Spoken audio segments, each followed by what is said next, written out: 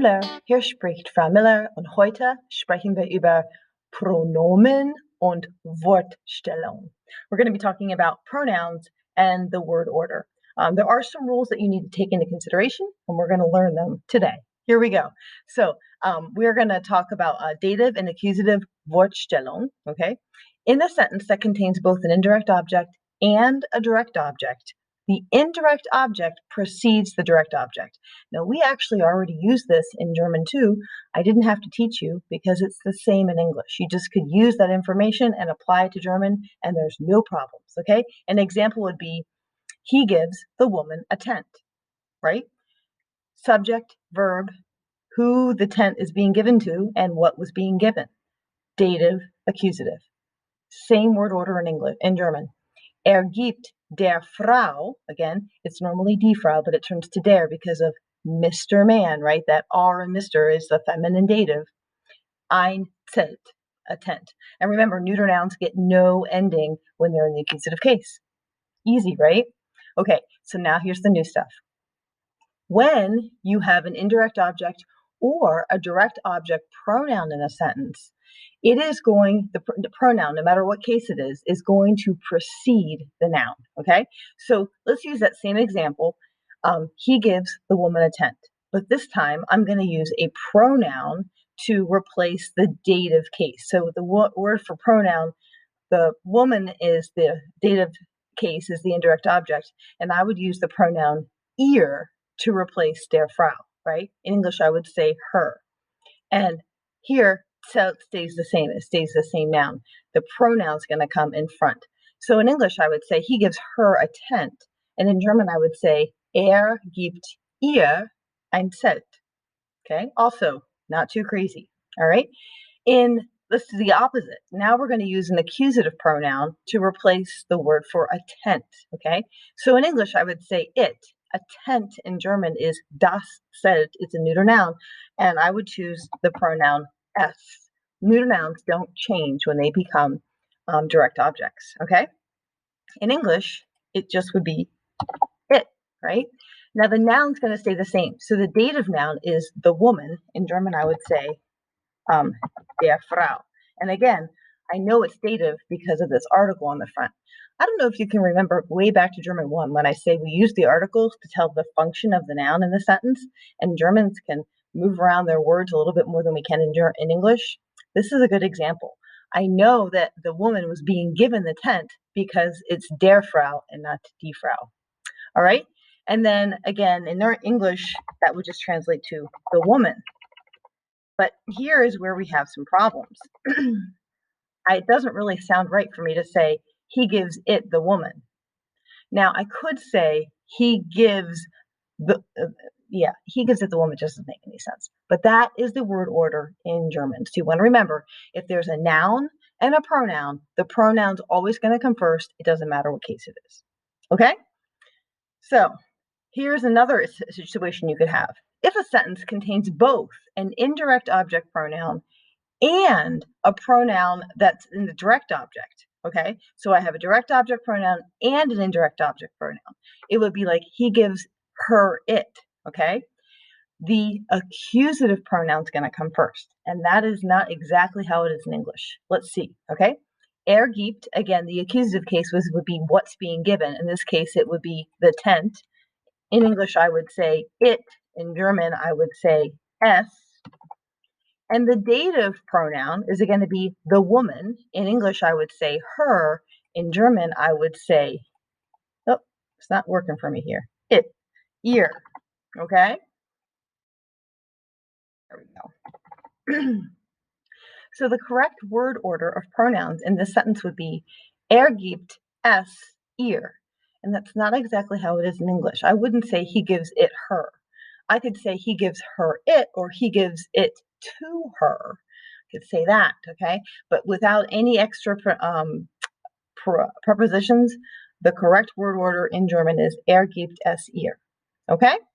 So as a general rule, pronouns follow directly after the verb in the following order, okay? So pronouns we usually have our subject pronouns first, and then our accusative pronouns, and then the dative pronouns. And again, this is only if everything is a pronoun, and honestly, in real life, it doesn't happen very often. If I say he's giving it her, or he's giving her it, I'd have to do a lot of explaining in the previous couple sentences so everyone knows what it and her is, okay? All right, let's try some practice, okay? The directions say, rewrite the sentences using direct and indirect object pronouns. So we're really going to practice here. The example says, Sie gibt der Lehrerin die Flugscheine. She is giving the airline ticket to the teacher, the female teacher, okay? So the correct answer would be sie gibt, right? She gives. Then your accusative pronoun, sie, referring to the tickets. And then ihr, the dative pronoun, comes last, okay? So let's give it a try. Sie zeigt der Klasse die Jugendherberge. All right? Subject stays the same. Verb stays the same. Now, I need to figure out which one of these is in the accusative case. What is being shown? Is the class being shown, or is the youth hostel being shown? The youth hostel is being shown, okay? And I'm even going to mark it up here just to reinforce. Jugendherberge is going to be the direct object, okay? And now I need to think of what pronoun would I use to replace die Jugendherberge? Well, I can see here it's a feminine noun, so I need to think of, I need to think of there we go. What pronoun would I use for a feminine direct object, right? In English, I would say her, and I could use my Reese, Nisi, Mr. Man as a little trick to help me out there. If I go to the Nisi part, right, feminine is the E, yep, sie. Sie zeigt sie, and then I need my dative pronoun. And here it says der Klasse, right? And if you look a little closer, you actually can see the answers partly there in the noun. It's der Klasse because we know that in the dative case, feminine nouns go to der, right? Mr. Arisi, Nisi, Mr. Man, you have the R in there, and that also helps you out with the pronoun that you're going to be using here, okay? All right, I want you to try to all the way down to the end till it's 6, and then we're going to come back and check your answers. Wieder da. Jetzt korrigieren wir die Antworten. Nummer 2. Sie holt dem Touristen die Bordkarten. She's picking up the boarding cards for the tourist. The tourist is the indirect object. She's not picking up the tourist. So in this situation, the pronoun that's going to replace boarding cards is feminine, so I chose sie. The pronoun that's going to replace den Touristen, since it's a plural dative, right? Get down here, this is the N plus the N, Mr. Man. Ihnen is the pronoun to replace that. Sie holt sie ihnen. Okay, Nummer 3. Sie sagt seinem Freund die Zeit. She's telling the time to her male friend. The time is what's being told. That's the object. You're going to choose sie to replace die Zeit. And ihm is going to replace seinem Freund, the male friend. Sie sagt sie ihm. She's telling him. In English, we would say it. In German, it would actually be her. Okay. Sie kauft ihrer Mutter die Karte. She is buying a ticket or a card for her mother. Die Karte is going to be replaced with a pronoun sie, and ihr is going to replace ihre Mutter. Okay, that's the dative case right there. Sie kauft sie ihr. Nummer 5. Sie gibt dem Jungen den Koffer. She's giving the suitcase to the boy. Sie gibt ihn. Ihn is referring to den Koffer, and ihm is replacing dem Jungen. Okay? Accusative pronoun and then the dative pronoun. Sie bringt den Jugendlichen eine Landkarte. She's bringing a map to the youngsters or the youth.